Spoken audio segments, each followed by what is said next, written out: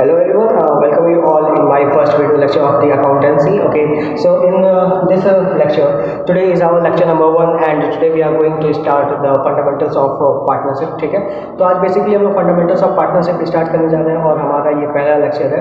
तो आज पहले लेक्चर में हम लोग ज़्यादा पार्टनरशिप के बारे में ज़्यादा हम लोग जो है डीप में बात नहीं करेंगे। हम केवल आज बेसिक चीज़ें समझेंगे कि हम अगर पार्टनरशिप को सॉल्व करने जा रहे हैं तो पार्टनरशिप में हमें किन किन चीज़ों को देखना और समझना पड़ता है या बेसिकली हमारे लिए पार्टनरशिप होती क्या है। ठीक है, तो जैसा कि हम बात कर रहे हैं तो यहाँ पे आप क्लियरली देख सकते हो कि यहाँ पे पहला पॉइंट लिखा हुआ है आपका डेफिनेशन। ठीक है, तो जब हम पार्टनरशिप के बारे में बात करते हैं तो सबसे पहले ये बात आती है कि पार्टनरशिप होती क्या है।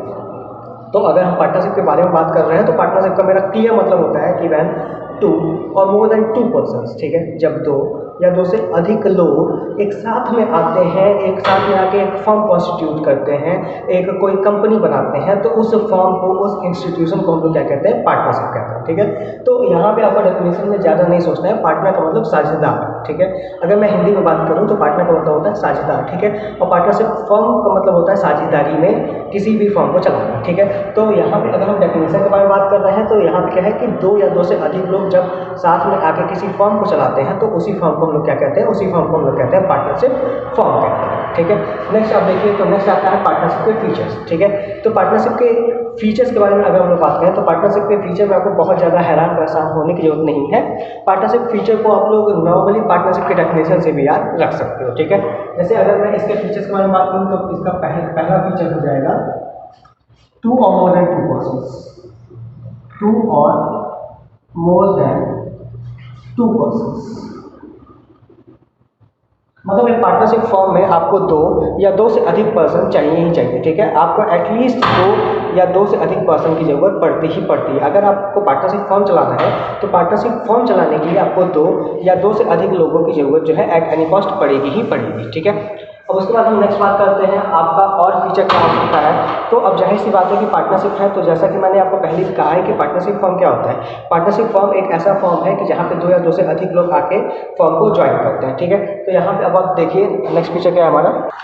नेक्स्ट फीचर आता है हमारा कि अगर 2 लोग होंगे या 2 से अधिक लोग होंगे तो पार्टनरशिप फॉर्म बनेगा। तो अब ये 2 या 2 से अधिक लोग हैं तो इनके बीच में एक प्रॉफिट शेयरिंग रेशियो भी होगा। प्रॉफिट शेयरिंग रेशियो, ठीक है, प्रॉफिट शेयरिंग रेशियो मतलब कि अगर वो 1 रुपये भी कमाएंगे, अगर उनको 1 रुपये का ही प्रॉफिट है तो वो किस तरीके से उस प्रॉफिट को बांटेंगे। ठीक है, अभी प्रॉफिट शेयरिंग रेशियो के बारे में अभी हम लोग जो है डिटेल में बात करेंगे। अभी आप केवल इतना याद रखिए, प्रॉफिट शेयरिंग रेशियो मतलब क्या कि अगर फर्म को प्रॉफिट होगा, 1 रुपये प्रॉफिट होगा तो वो 1 रुपये प्रॉफिट जो है किस रेशियो में वो उसको डिस्ट्रीब्यूट करेंगे। इसके बारे में ये आपको बताता है। ये आपका फीचर है आपका दूसरा प्रॉफिट शेयरिंग रेशियो। ठीक है, तीसरा आपका होता है प्रॉफिट मोटिव। हमेशा याद रखिएगा कि अगर आपका पार्टनरशिप फॉर्म चल रहा है तो कोई भी अगर आपका पार्टनर बनेगा तो आपके फॉर्म में अगर कोई भी पार्टनर बन रहा है तो वो लॉस बेयर करने के लिए नहीं बनेगा, वो हमेशा प्रॉफिट अर्न करने के लिए ही बनेगा। तो इसका नेक्स्ट फीचर क्या है, इसका नेक्स्ट फीचर है कि इट इज़ मेड और it is form with a profit motive, मतलब प्रॉफिट अर्न करने के लिए ही जो है ये पार्टनरशिप फॉर्म क्रिएट किया जाता है। ठीक है, अब इसके बाद हमारा जो चौथा फीचर आता है, तो चौथा फीचर क्या आता है, एग्रीमेंट। क्या आता है, एग्रीमेंट, मतलब जितने भी पार्टनर्स होंगे, जितने भी साझेदार होंगे, उनके बीच में कुछ ना कुछ एग्रीमेंट जरूर चलेगा। मतलब कि सारी टर्म्स एंड कंडीशंस जो है वो क्लियर होंगे कि किस तरीके से उनको वर्क करना है और क्या वर्क उनको परफॉर्म करना है। ठीक है, तो आई होप सो कि आप वो फीचर्स को समझ गए होंगे। ठीक है, फीचर्स में आप केवल बस ये 4 फीचर याद रखिए, एनफ है। पहला फीचर क्या बोलता है आपका, पार्टनरशिप में 2 या 2 से अधिक लोग होने चाहिए। ठीक है, दूसरा फीचर आपका बोलता है प्रॉफिट शेयरिंग रेशियो, मतलब जो भी प्रॉफिट होगा उसको वो किस तरीके से शेयर करेंगे, ये आपको जो है इस टाइप के इंस्टीट्यूशन में मिलता है, फॉर्म में मिलता है। थर्ड आपका क्या है, प्रॉफिट मोटिव है। प्रॉफिट मोटिव में बेसिकली है ये कि जो भी पार्टनर बनेगा वो किस लिए बनेगा, वो जो है प्रॉफिट को शेयर करने के लिए ही बनेगा। और चौथा आपका क्या है, अग्रीमेंट। अग्रीमेंट में आपका क्या आएगा कि जो भी पार्टनरशिप ज्वाइन करेंगे तो उनके कुछ बेसिकली टर्म्स एंड कंडीशंस होंगे। ठीक है, फिर हम आते हैं नेक्स्ट हमारा पार्टनरशिप डीड। ठीक है, तो पार्टनरशिप डीड के बारे में अगर हम लोग बात करते हैं तो पार्टनरशिप डीड होती क्या है। ठीक है, तो पार्टनरशिप डीड से आप लोग इतना समझिए, पार्टनरशिप डीड से आप लोग बस इतना समझिए, पार्टनरशिप डीड क्या होता है कि it is a written agreement. ये क्या होता है आपका, रिटन अग्रीमेंट होता है।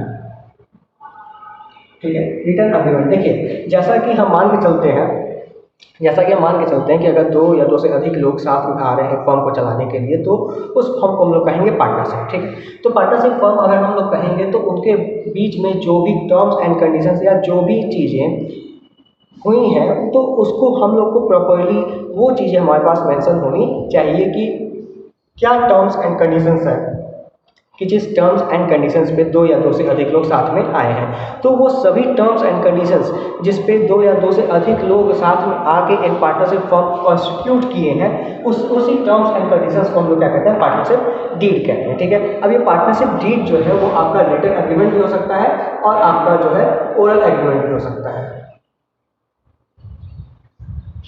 देखिए ज़रूरी नहीं है कि पार्टनरशिप डीड आपका रिटन में ही हो। मैं फिर अपनी बात को रिपीट कर रहा हूँ कि ज़रूरी नहीं है कि पार्टनरशिप डीड आपका रिटन एग्रीमेंट में ही हो। ठीक है, ये आपका ओरल भी हो सकता है। जैसे अगर सपोज करिए, अगर आप और आपका कोई बेस्ट फ्रेंड, ठीक है, दोनों अगर साथ में मिलकर किसी पार्टनरशिप को मतलब स्टार्ट करना चाहते हो, किसी बिजनेस को स्टार्ट करना चाहते हो और दोनों साथ में मिल के स्टार्ट करते हो और दोनों के बीच में बॉन्डिंग बहुत अच्छी है, तो यहाँ पे डेफिनेटली आपको बहुत प्रॉफिट होगा कि यहाँ पे आपको जो है किसी भी लिखित कागज की जरूरत नहीं है, रिटन एग्रीमेंट की जरूरत नहीं है। आप ओरल या आप वोकल एग्रीमेंट से भी जो है वो कर सकते हो। लेकिन फिर भी मैं कह रहा हूँ, फिर भी जो है आपका पार्टनरशिप डीड रिटन फॉर्म में होना चाहिए। ठीक है, partnership deed must be in the written form. Listen carefully and write it down somewhere, that partnership deed must be in the written form. And why so? Because in case of any dispute, this written agreement can act as an evidence. Clear है?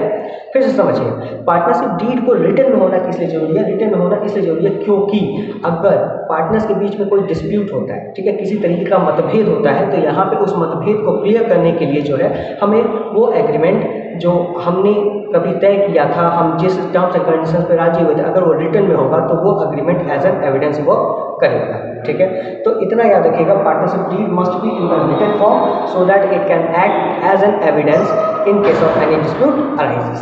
ठीक है, next हम आते हैं contents of partnership deed. मेरे ख्याल से आप पार्टनरशिप डीड जो है वो समझ गए होंगे कि जो भी टर्म्स एंड कंडीशंस होते हैं जिसके बिहाफ पे पार्टनरशिप फॉर्म होती है, उस टर्म्स एंड कंडीशंस को हम लोग क्या कहते हैं, पार्टनरशिप डीड कहते हैं। ठीक है, अब आता है कंटेंट्स ऑफ पार्टनरशिप डीड। तो कंटेंट्स के बारे में बात करेंगे तो पार्टनरशिप डीड में क्या क्या होता है, तो पार्टनरशिप डीड में सबसे पहले होता है name and address of the form and partner. मतलब पार्टनर के नाम क्या है और वो पार्टनरशिप जो फॉर्म है वो पार्टनरशिप फॉर्म कहाँ पे सिचुएटेड है। ठीक है, तो basically name and address of the partners are mention at the first page. ठीक है, या ऑन द फर्स्ट प्रायोरिटी। ठीक है, तो सबसे पहली जो प्रायोरिटी होती है वो क्या है, to mention the name and address of the firm as well as the partner, कि फर्म का नाम क्या होगा और फर्म का नाम अगर कुछ भी है तो जो पार्टनर्स ने उससे मिलकर बनाया है उन पार्टनर्स के नेम क्या है। ठीक है, नेक्स्ट आता है अमाउंट ऑफ कैपिटल कॉन्ट्रीब्यूटेड। ठीक है, अमाउंट ऑफ कैपिटल कॉन्ट्रीब्यूटेड मतलब कितना अमाउंट जो है एक पार्टनर लगाएगा। ठीक है, जैसे अगर मैं सपोज करता हूँ, ठीक है, सपोज करता हूँ कि ए बी सी, ठीक है, ये तीन लोगों ने मिलकर एक पार्टनरशिप फर्म चालू करी। ठीक है, तो इनका नेम क्या है, इनका एड्रेस क्या है और इन तीनों ने जो मिलकर फर्म चालू करी है वो फर्म कहाँ पे सिचुएटेड है, ये चीज़ जो है मेंशन होना जरूरी होता है। ठीक है, और साथ ही साथ अब यहाँ पे बात करते हैं अमाउंट ऑफ कैपिटल कॉन्ट्रीब्यूटेड। ठीक है, तो अमाउंट ऑफ कैपिटल कॉन्ट्रीब्यूटेड मतलब कि किस पार्टनर ने कितना कैपिटल लगाया है। सपोज दैट ए ने लगाया 1 लाख, बी ने लगाया 50,000 और सी ने लगाया 20,000। ठीक है, तो ये क्या है, ये इनका कैपिटल कॉन्ट्रीब्यूटेड है। ठीक है, कि ए ने 1 लाख लगाया, बी ने 50,000 और सी ने 20,000 रुपीज़ जो है फॉर्म में इन्वेस्ट किया है एज एन कैपिटल। ठीक है, तो मतलब किस पार्टनर ने कितना पैसा लगाया, तो जितना पैसा जिस भी पार्टनर ने लगाया होगा तो वो मेंशन कहाँ होगा, वो आपका मेंशन होगा पार्टनरशिप डीड में।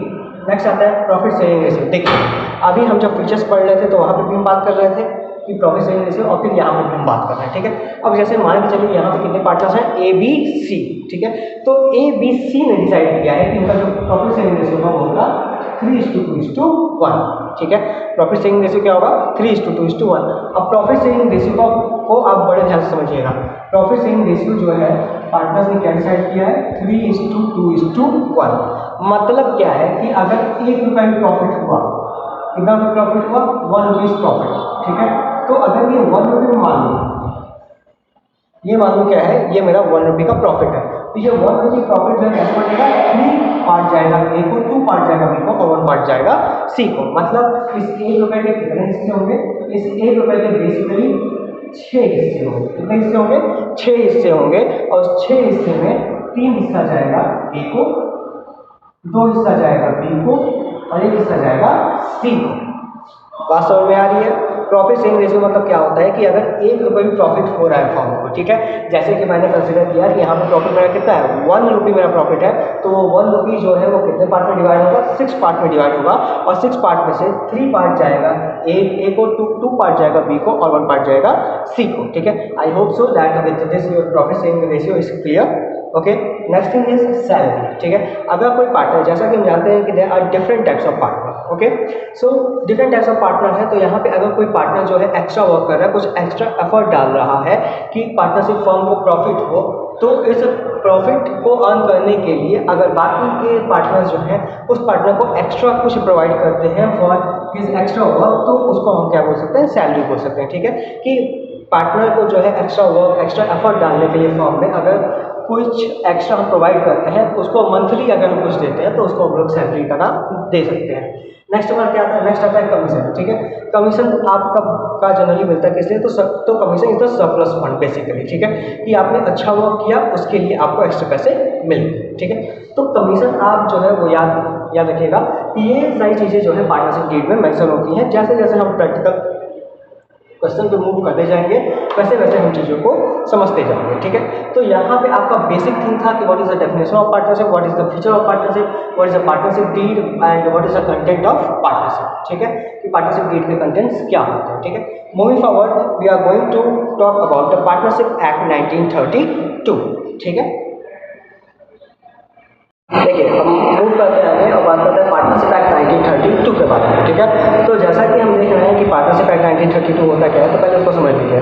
जैसा कि हमने बात करी कि पार्टनरशिप डीड होना जो है बहुत ज़्यादा कंपल्सरी होता है, बहुत ज़्यादा जरूरी होता है। ठीक है, तो इन केस देखिए मैंने आपको जो है कहा था पार्टनरशिप डीड जो है कितने टाइप की होती है, वो दो टाइप की होती है। It can be written form और it can be an oral form. ठीक है, पार्टनरशिप आपकी रिटन भी हो सकती है और आपकी ओरल भी हो सकती है। ठीक है, रिटन में है तो वो हमारा एक एविडेंस वर्क कर देगा, लेकिन अगर ओरल में है तो क्या हम उस चीज़ को प्रूव कर पाएंगे? डेफिनेटली हम उसको प्रूव नहीं कर पाएंगे। ठीक है, तो यहाँ पे जो है अगर डिस्प्यूट अराइज होता है, ठीक है, अगर पार्टनरशिप डीड में अगर पार्टनर्स के बीच में किसी तरीके का कोई डिस्प्यूट अराइज होता है तो जाहिर सी बात है वो कहाँ जाएंगे? वो जाएंगे सीधा कोर्ट में। ठीक है, क्योंकि हमारे यहाँ के जितने भी न्यायिक मामले होते हैं उन सभी का सोल्यूशन हमको जो कहाँ मिलता है? वो हमें मिलता है कोर्ट में मिलता है। ठीक है, तो बेसिकली ये सभी पार्टनर जो है वो कहाँ जाएंगे? तो वो सभी पार्टनर जाएंगे कोर्ट में, और कोर्ट में जाएंगे तो वहाँ पे उनको किस प्रोविज़न के अकॉर्डिंग गवर्न किया जाएगा? तो वो है आपका पार्टनरशिप एक्ट 1932। ठीक है, और देखिए जरूरी नहीं है कि रिटन एग्रीमेंट है तो वही वर्क करेगा। अगर रिटन एग्रीमेंट है तो यहाँ पे आपको इतना भी जानना जरूरी है कि जो रिटन एग्रीमेंट है अगर वो फट गया, गायब हो गया, डैमेज हो गया या किसी तरीके के कोई एक्सीडेंट में ये खराब हो गया, ठीक है, तो इस केस में भी वो written agreement as an proof तो वर्क करेगा नहीं। तो इसलिए हमको यहाँ पे जिस एक्ट को पार्टनर्स फॉलो करेंगे वो एक्ट क्या होगा? वो होगा हमारा पार्टनरशिप एक्ट 1932। ठीक है, तो पार्टनरशिप एक्ट 1932 है तो इसके कुछ प्रोविजंस भी हैं, तो इसके प्रोविजंस को देख लेते हैं। Provisions of partnership act.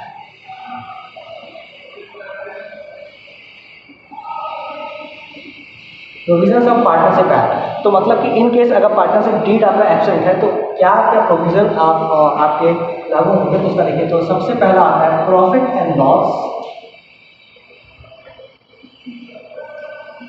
Share equally among the partners.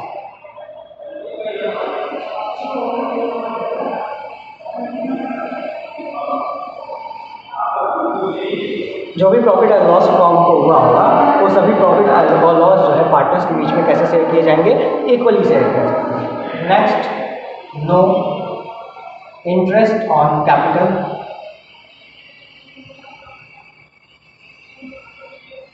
Salary, commission is charged, मतलब कोई भी किसी तरीके का कोई भी interest on capital, salary, commission जो है दिया नहीं जाएगा। तीसरा, no interest on drawing will be charge.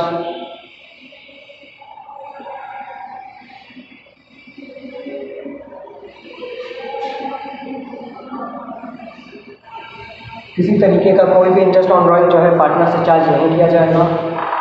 Fourth और मोस्ट इंपॉर्टेंट, जिसपे CBSE से लगभग हर साल जो है 1 नंबर का क्वेश्चन मिनिमम बनता ही है, तो ये आप लोग को जो है पूरे पार्टनरशिप के दौरान याद रखने की जरूरत है, जैसे इंटरेस्ट ऑन पार्टनर्स लोन।